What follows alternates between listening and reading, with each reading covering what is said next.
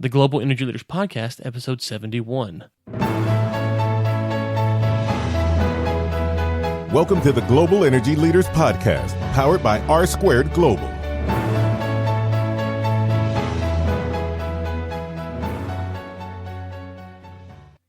Welcome to another edition of the Global Energy Leaders Podcast. As always, I'm your host, Ryan Ray. So good to have you. And just a reminder, you can find us on not only iTunes, but Google Play, Stitcher, and TuneIn Radio. So if you can't get enough of my beautiful voice, TuneIn Radio has us playing all the time. Now, today, we're going to have on Kristian Ruby to talk about EURELECTRIC and what's going on just in general with the electric industry in Europe. We kind of cover a lot of things here. We talk about nuclear and some of the problems that it's facing in Europe, and we also talk about, renewables and where they're heading. And I think we're going to get him on again here in a month or two to speak about electric cars and what's going on there. He told me some interesting stuff offline. Without further ado, here is the Secretary General of EURELECTRIC, Mr. Kristian Ruby. Well, Kristian, how's it going today? It's so good to have you on the program. Thank you. Very good. Enjoying life here in Brussels. Slightly cloudy, but we're coming towards the end of the political season, so we're looking at a very quiet August before we kick off the rest of the year, where we have a lot of big stuff coming up. The negotiations of the clean energy package and an exciting new transport package coming up to help boost electrification in Europe. Yes, I know you're very involved in European electrical issues, electrification of Europe. Kind of from our U.S. audience and maybe our global audience, walk us through where is Europe. I know there's a lot of debates on renewables and getting power from Russia, and just kind of give us a 30,000-foot view on what's going on with just general energy issues in Europe.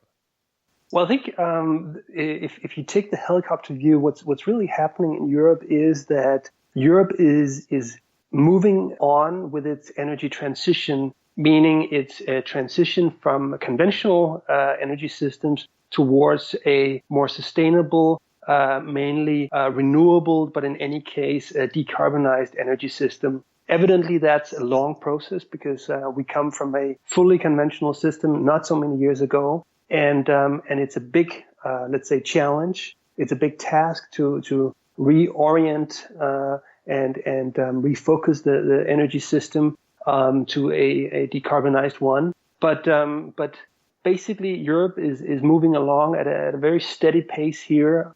What we're seeing today is that we have in electricity already 30% renewables. We have 26% nuclear, which means that electricity in Europe is almost to 60% carbon-free energy. And that means that if we want to do the transformation of the entire economy towards low-carbon energy, we have a very good shot at doing that by shifting gradually energy consumption towards electricity. And that's what this electrification agenda is about. Electrification is not only about decarbonization, it's also very much about energy security, because today we import a lot of gas in Europe. We also import quite a bit of oil. And if we want to move away from that dependence on unstable regions and imports from the outside, we need to shift to domestic sources of power and energy. And renewable energy is certainly one of those that we can shift to. So this is also very much a security of supply issue and a security of supply agenda for Europe. Now, you mentioned nuclear in there. I'm just curious. I've heard some mixed reports about what the status of nuclear is in Europe. Some people say that there's a positive outlook, and I've heard others say that nuclear plants are going to be shut down. What's your stance on where nuclear will fit into the European energy outlook for the next decade?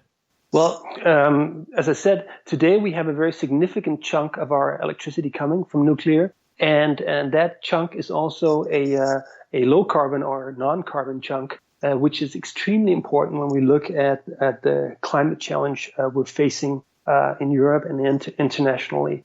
So what's the outlook on the nuclear industry as such? Seen from a EURELECTRIC point of view, we're what we call a technology neutral association. So we don't judge or prejudge technologies as such, but we're concerned and we're concerned about making sure that the technologies we have in the electricity mix contribute to our overall societal goals, which include climate action, which include energy security, which include affordable electricity, and so on and so forth. If we look at the nuclear industry, I think we can see that this has been in Europe a very successful industry historically.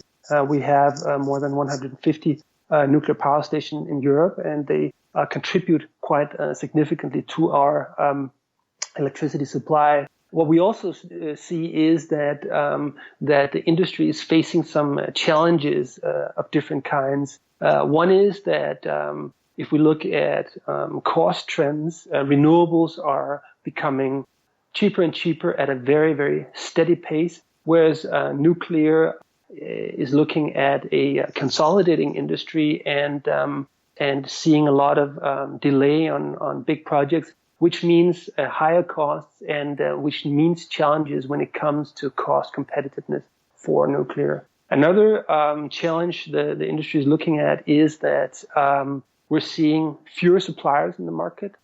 We've seen some of the very big nuclear equipment suppliers opt out of the industry for different reasons. Toshiba, Westinghouse are discontinuing their activities in this field. And that means that the supply base is becoming smaller.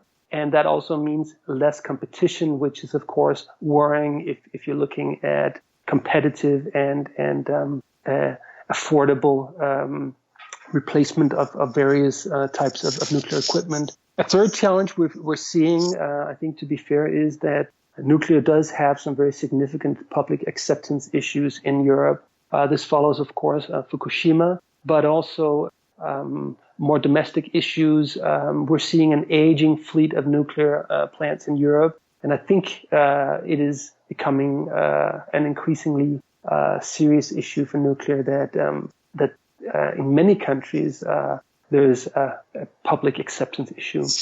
Okay, that's helpful for that. Thank you. Let's talk about renewables now. I think you said earlier that renewables were 20 or 30% of the market right now in Europe. That's correct. Okay. So are we talking, what percentage of that, just kind of a loose number, is solar and wind, and kind of break down that? And then what are you seeing as far as some of the pros and some of the cons that y'all had to work through when implementing renewable solutions?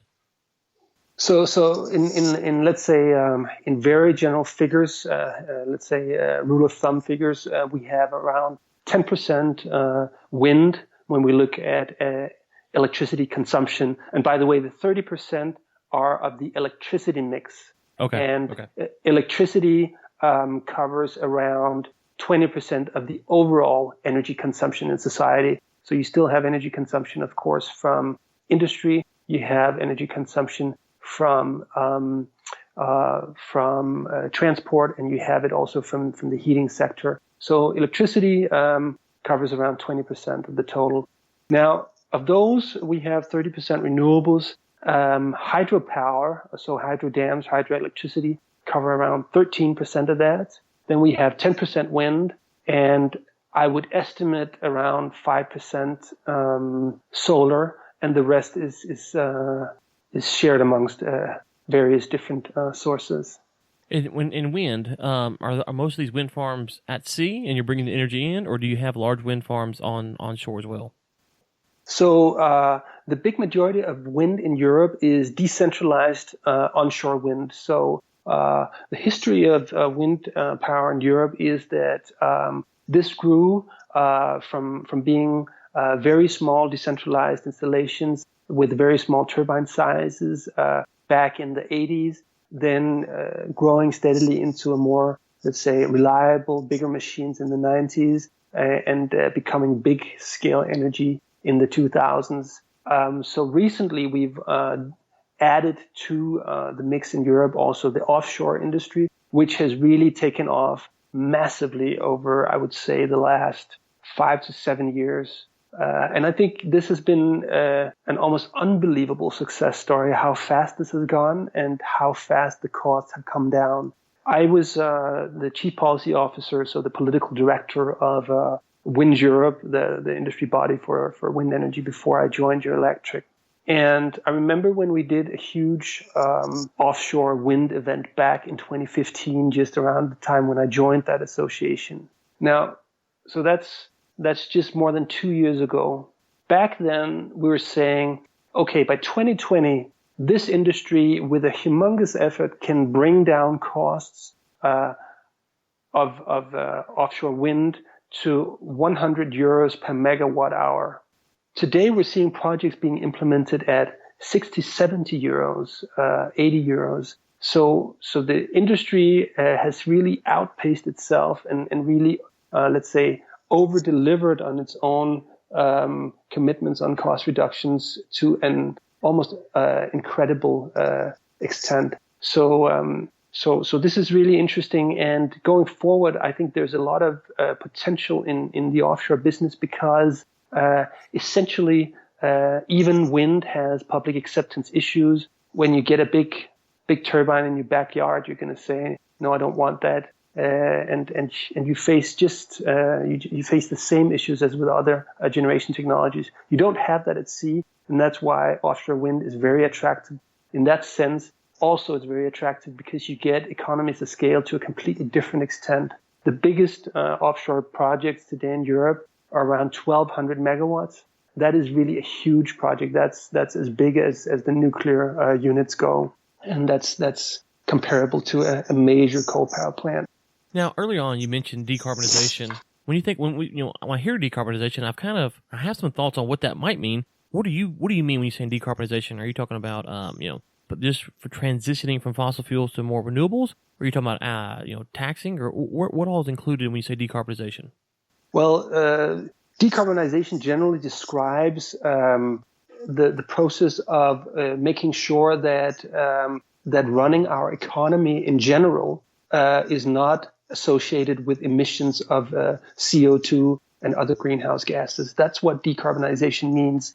How do you decarbonize? There's a technological aspect to this, and there's, of course, a political aspect to this. What policies can you implement to drive decarbonization, and what technologies can you basically apply to ensure that economy decarbonizes over time? But essentially, decarbonization means moving to a carbon-free or at least carbon-neutral economy.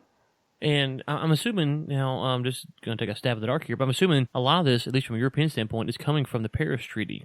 Or is there other initiatives that maybe we're not aware of that are pushing this agenda too? No, that's correct. I mean, the Paris Agreement is, of course, the latest of a number of international agreements that basically are the main driver in this. From the Kyoto Protocol, which, or you could even start at the UNFCCC Convention of Climate Change from '92. But so that's essentially where everything started with Rio 1992 and the Framework Convention on Climate Change under the UN. From there, we have the Kyoto Treaty. We have all the follow-up agreements to the Kyoto Protocol. We have the 2009 Copenhagen Agreement, and we have, as the latest one, the Paris Agreement. And these are the ones, let's say, in an international context driving this. Of course, then at EU level, you have a whole body of, let's say, EU legislation that is the, let's say, de facto driver of investment decisions in Europe, because the Framework Convention and the international treaties, they don't put in firm law what companies need to do. That's basically decided at EU level, exactly what companies need to do, exactly how much they can emit, and how this is regulated in more detail. Absolutely. Okay, that's helpful for our listeners. One thing is, from the U.S., we have how our government works, and you get outside the U.S., you're always trying to figure out how all these things work and how they connect together, and it's always a learning process, at least for me. Now, I know that you've been kind of connected with, as I mentioned earlier, with politics in Europe. You're currently with EUREELECTRIC. You're the Secretary General there. What are you guys doing there at EUREELECTRIC? So EUREELECTRIC is the industry body for electricity in Europe. So we're an industry association comparable to the Edison Institute in the U.S. or to the U.S. Chamber of Commerce or any other major industry body. Now, what we do is that we represent around 3,500 companies, electricity companies in Europe, covering the entire value chain from generation to retail and distribution of electricity. We We have all the big generators, we have the distributors, we have the traders, everybody represented in our association. And what we do is we basically talk on behalf of this industry in Europe and represent the industry vis-a-vis policymakers. Okay, great. Now, I see that you are on Twitter, which is a place that I love to be at, and it's at Kristian Ruby. That's Kristian with a K. We will link to that in the show notes so the listeners can get the spelling right. What else would you like to plug or promote today before we let you go? Well, just to say what EURELECTRIC really cares a lot about is electrification. And what does that mean? Well, electrification is essentially the process of bringing more electricity into the overall energy mix. And why is that a good idea? Well, that's because electricity is the cleanest energy carrier we have today. If you compare electricity to gas or to oil, you basically have two energy carriers there that you can't decarbonize. You can't end up with oil being clean oil or being decarbonized oil. That's not going to exist because you're not going to be able to tank your car and then basically have no emissions coming from the tailpipe or from the exhaust. Same with gas. There is a theoretical potential to decarbonize gas, but it's in the very long term that this is going to be possible. Different is electricity in the sense that if we add enough renewables, if we add enough low carbon sources to the electricity mix, you have the chance of having a carbon-free energy carrier. And why is that attractive? That's attractive because essentially you can then solve the societal issue relating to climate change, and you can also use this energy carrier in other areas. For example, for electric cars, if we electrify the entire car fleet, you're going to see a massive drop in CO2 emissions, but also in air pollution and all the other bad side effects coming from combustion engine cars. So there's a lot of societal benefit to essentially to electrifying. And by the way, and we don't mind that, that's also going to mean more business for the electricity industry. So that's essentially what drives our policy asks at European level. We see electricity becoming decarbonized, and therefore we strongly believe that we should let's say expand the use of this energy carrier in other sectors that are currently using more polluting, more dirty energy carriers than electricity are. So that's essentially what we're all about. And you can find them at EUREELECTRIC.org. That's EURELECTRIC.org. We will link to that in the show notes. And you can also find them on Twitter under the same handle at EURELECTRIC. Well, Kristian, it's been so good to hear from you today and to learn more about what's going on in Europe. It's a topic that I always find interesting. Thank you so much for coming on, and we look forward to having you on again in the future. Sure. Take care. Kristian, thanks again for coming on. And question of the day time, folks. What do you think about nuclear? Will it actually have a place in Europe over the next decade, or will we see it be disbanded? Ryan at globalenergymedia.com. That is the way to get in touch with me, Ryan at globalenergymedia.com, and we will read your answer on the air. The Global Energy Leaders podcast is produced by Michael Sims and Chris Prine. Chris Prine also serves as editor for the Global Energy Leaders podcast. Until next time, keep climbing. Thanks for listening to the Global Energy Leaders podcast, powered by R2 Global.